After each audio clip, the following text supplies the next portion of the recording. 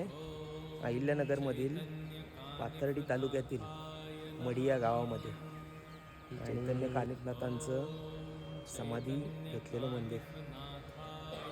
फार वर्षापूर्वी इथे चैतन्य कानिफनाथ महाराज यांनी समाधी घेतली होती. मंदिर दाखवतोच तुम्हाला आणि एक विशेष गोष्ट एक दाखवतो. हे श्री चैतन्य कानिफनाथांचं मंदिर, यांचा अभिषेक चालू आहे. समाधी मंदिर हे आहे विठ्ठल रुक्मिणी मंदिर, ध्यान मंदिर. याच्या आतमध्ये गेल्यामुळे विठ्ठल रुक्मिणीची मूर्ती आहे आणि हा आहे तो रस्ता ध्यान मंदिराकडे जाण्याचा. रस्ता खूप अवजड आहे.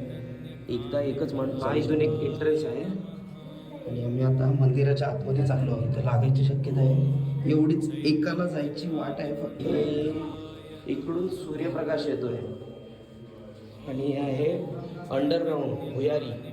खाली महादेवाची पिंड आहे.